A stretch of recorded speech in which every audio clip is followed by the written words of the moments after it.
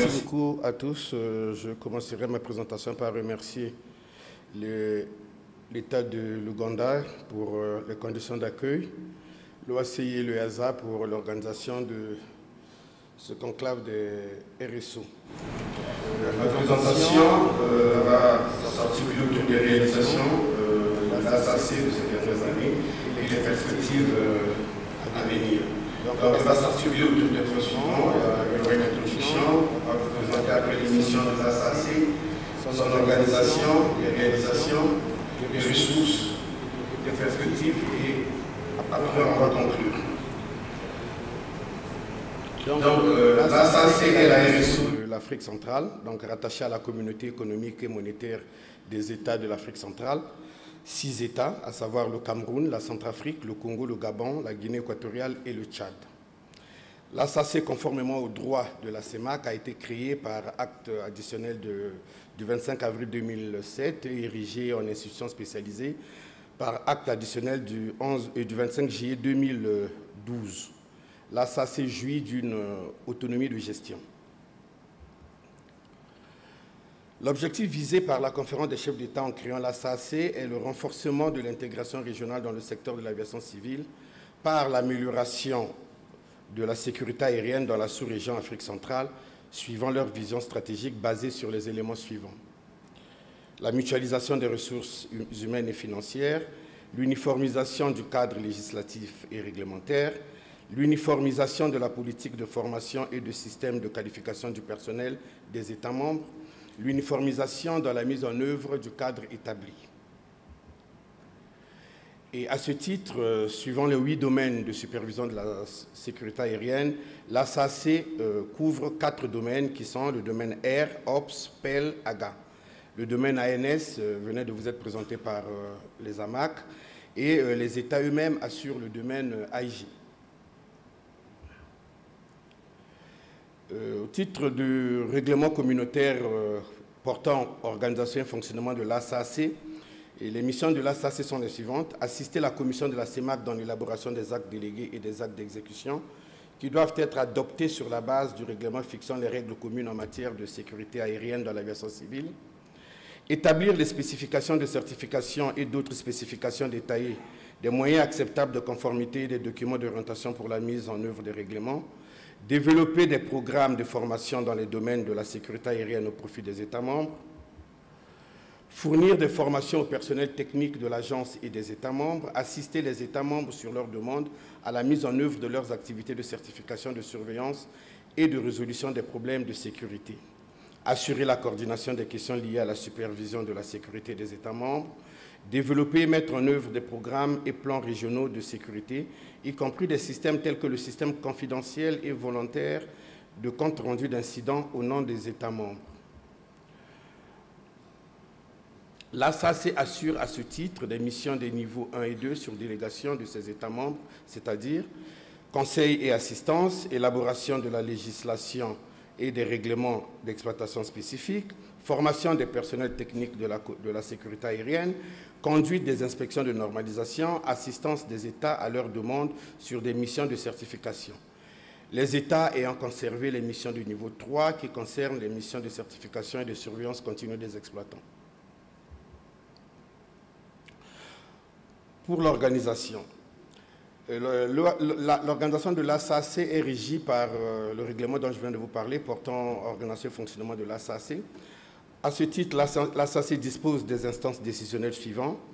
Un comité de direction composé des autorités d'aviation civile des États membres, un comité des ministres sectoriels, le Conseil des ministres de l'Union économique de l'Afrique centrale, qui est l'organe réglementaire de l'ASAC, et la conférence des chefs d'État. Au titre d'organe de gestion, il y a une direction générale composée d'une direction technique, d'une direction de la formation et des services d'appui pour l'assistance dans la gestion administrative et financière.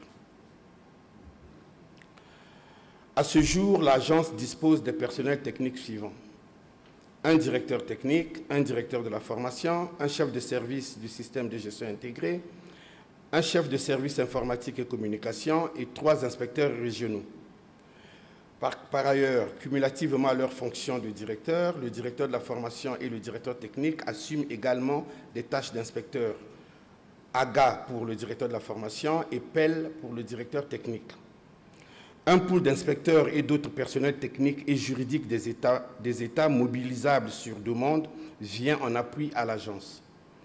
Et un comité technique et un comité juridique constitué des experts des États vient également en appui à l'agence.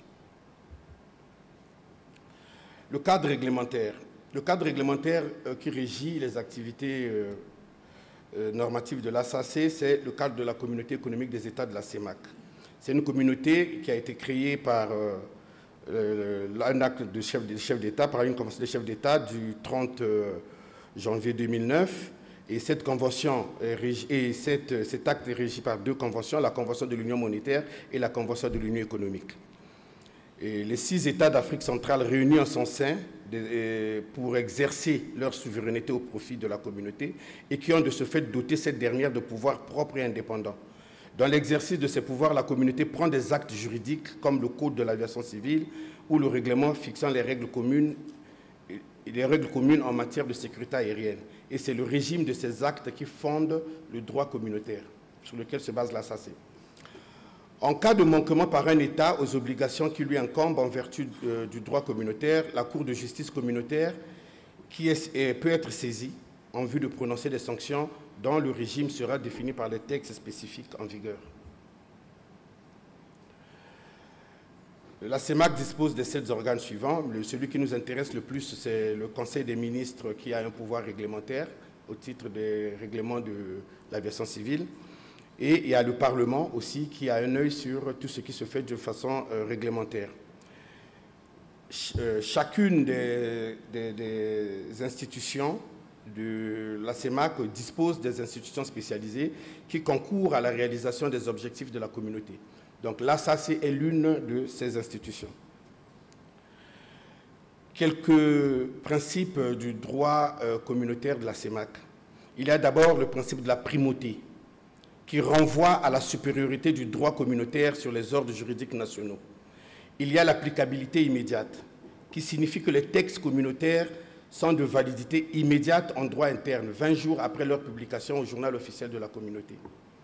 Et il y a l'effet direct, qui rend compte de ce que les textes communautaires sont source de droits et d'obligations individuelles irrévocables par les personnes, tant dans les rapports de particulier à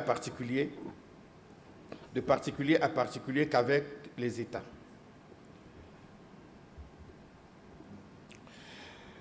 Des pouvoirs. Il y a des délégations de pouvoir à la commission de la CEMAC. Au titre de l'article 71 de la Convention de l'Union économique, le Conseil des ministres a délégué une partie de ses pouvoirs à la commission de la CEMAC. On verra son importance plus bas en ce qui concerne les compétences normatives. Et pour le mécanisme d'élaboration des textes de la CEMAC, ce mécanisme est établi dans le manuel des procédures administratives et techniques qui a été adopté le 29 février 2024. Le droit d'initiative pour l'élaboration des règlements revient à l'ASAC et aux États membres.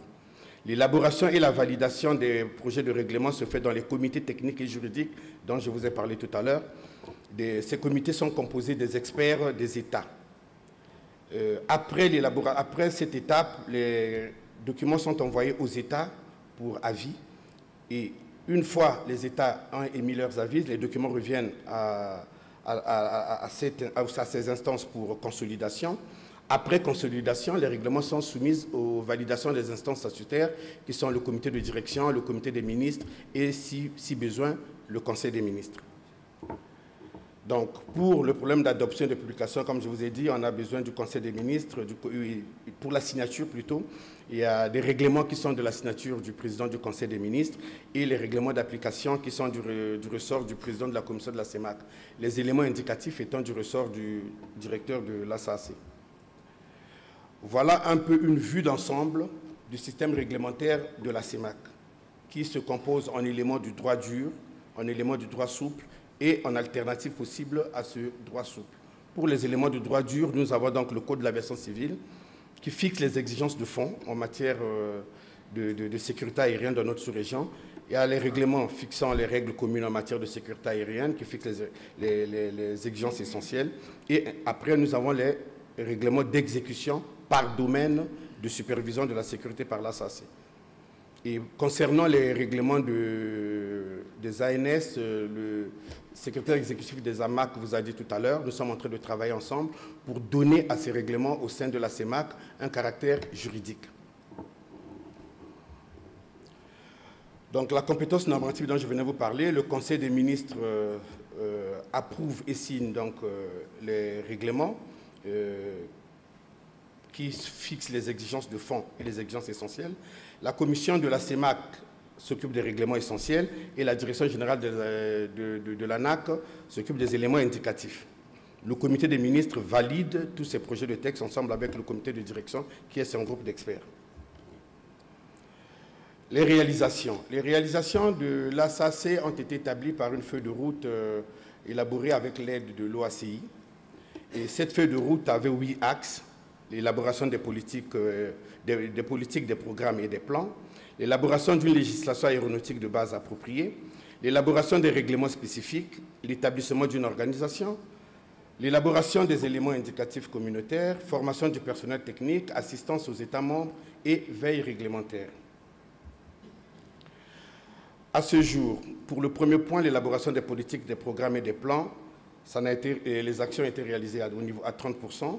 La formation du personnel technique des États au PNS a été lancée avec l'aide de l'UASA, ensemble avec l'URSSAC et les AMAC. Et, au niveau de l'ASAC, nous avons pourvu au recrutement d'une personne qui sera en charge de ce PNS, notamment le chef de service de système de gestion intégré. Et en cette année 2025, nous allons procéder à la finalisation de la politique de formation communautaire, des programmes de formation communautaire et du plan de formation triennale du personnel technique des États. Élaboration d'une législation aéronautique de base. Ici, les actions sont réalisées à 100%. La législation de base est disponible et publiée au journal officiel de la CEMAC. Et ces règlements sont applicables depuis le 5 septembre 2024 et la date de basculement obligatoire pour tous les États est fixée au 31 octobre 2026. Élaboration des règlements spécifiques, 95%, car on attend toujours la publication de ces règlements déjà approuvés par toutes les instances. On attend la publication par la commission de la CEMAC. Et les éléments indicatifs attendent également la publication au journal officiel des règlements d'application pour qu'ils soient signés par la direction générale de l'ASAC. Et en cours d'élaboration actuellement, dans les comités techniques, nous avons le manuel d'inspecteur et le manuel de formation et dont le processus d'élaboration est déjà assez avancé. Établissement d'une organisation, donc après le règlement portant organisation et fonctionnement de l'ASAC, il a été élaboré, approuvé et publié le manuel d'organisation de l'ASAC. Le règlement intérieur également avait déjà été élaboré et adopté. Le manuel de procédures administratives et techniques déjà approuvé par les instances décisionnaires et publié déjà, signé et publié. Et nous attendons également seulement, au même titre que les textes d'application, le règlement relatif aux inspections de normalisation auprès des États.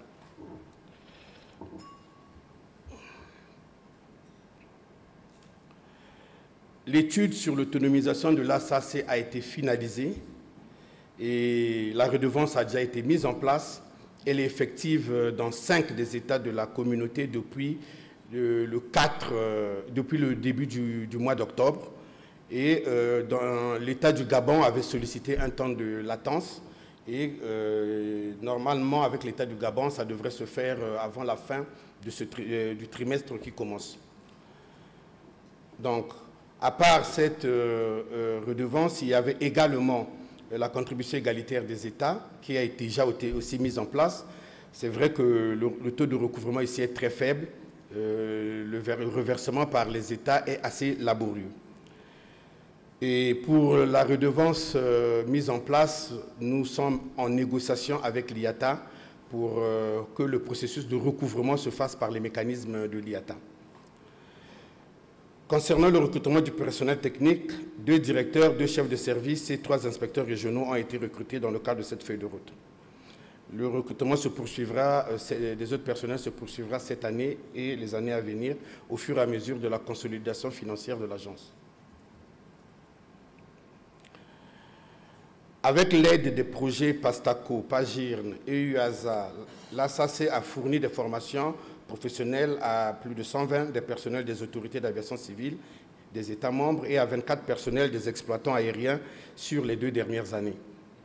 Les thèmes de la plupart des formations dispensées ont été retenus à la demande des États, comme par exemple la formation sur les obstacles, pour laquelle des besoins supplémentaires ont même été exprimés par les États. Un bref récap des réalisations, définition donc claire des missions et fonctions déléguées à la SAC, une législation aéronautique de base en vigueur au sein des États, un corpus réglementaire élaboré et validé, des éléments indicatifs élaborés et validés, des manuels communautaires en cours d'élaboration, manuels d'inspecteurs et manuels de formation, organisation de l'agence établie, formation technique dispensée, personnel technique recruté et en cours de recrutement pour les autres, personnel support recruté et en cours de recrutement également, mécanisme de financement fiable établi et feuille de route 2026-2028 en cours d'élaboration. Obligation de mise en œuvre des règlements communautaires.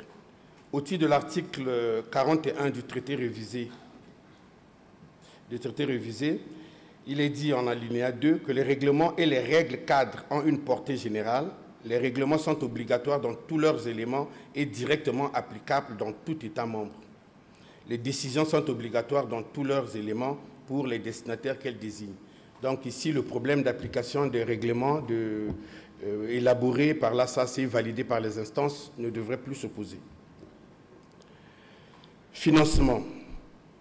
Le fonctionnement de l'ASAC a connu beaucoup de difficultés au démarrage et l'ASAC a fonctionné et a eu les résultats qu'on vous a présentés ici, d'abord grâce à l'aide des partenaires au développement.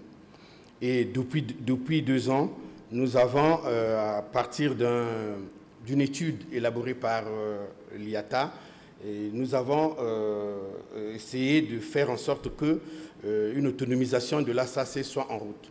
Et ce qui a fait que nous sommes arrivés à l'instauration de cette redevance de sécurité aérienne régionale.